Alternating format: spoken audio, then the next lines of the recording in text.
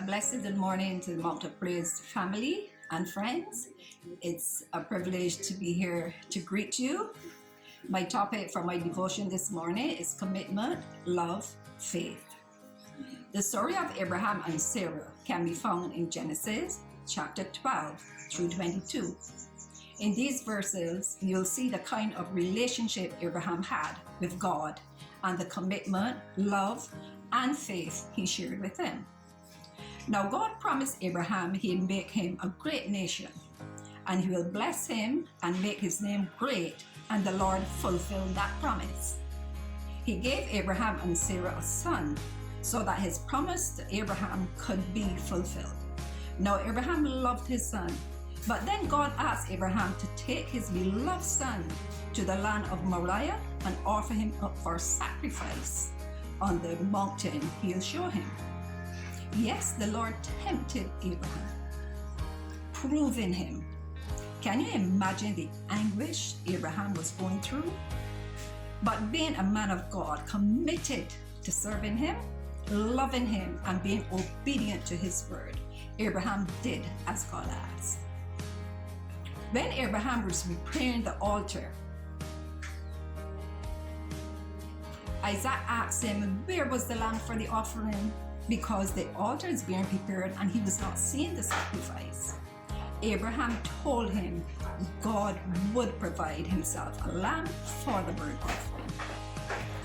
Even then, Abraham had the faith that God would provide for him even at this time.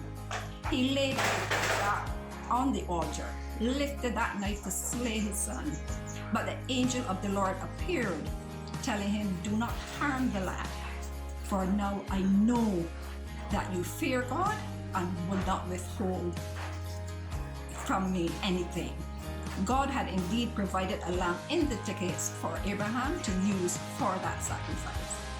God went on to bless Abraham, telling him that he would multiply his seed as the sand upon the seashore, as the stars of the heaven.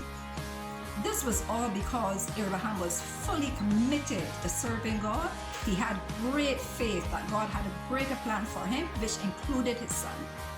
We know that someone else also sacrificed his son, his only son, and that was Jesus. He died on the cross that we could have redemption for our sins, that we could have a healer, a comforter in difficult times. And he promised that he will never leave us or forsake us. He will always be here for us. My brothers and sisters, where is your faith level today? How committed are you? If you are involved in a ministry at your church, how committed are you? Do you have the Spirit of Christ living in you that you can show love to others? In 2 Corinthians 12:9, Paul spoke of having a thorn in his flesh and asking God to remove it. But God said, "My grace is sufficient." If Paul was not committed to loving God with all his heart and doing God's will, he would not have had the faith to continue, but he knew he had that faith that God's promises are sure. He would not leave him nor forsake him. In Matthew 25:34-40, Jesus spoke in parables to his disciples. He said, "When I was hungry, you gave me meat. I was thirsty, and you gave me drink. I was a stranger, and you took me in. Naked, and you clothed me. I was sick, you visited me. I was in prison, and you came to me." Now the disciples could not understand this because they did not do any of these things. But Jesus answered and said, "Inasmuch as you do them unto them, you do them unto me." So Jesus is asking us to love each other and be our brother's keeper. Psalms 37:5 reads, "Commit thy way unto the Lord, trust also in him."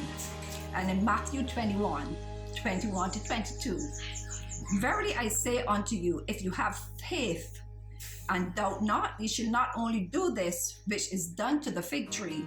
And I will not tell you what was done to the fig tree, so you can go and read Matthew 21 and read all about it. "But also, if you shall say unto this mountain, Be thou removed and be cast into the sea, it will be done.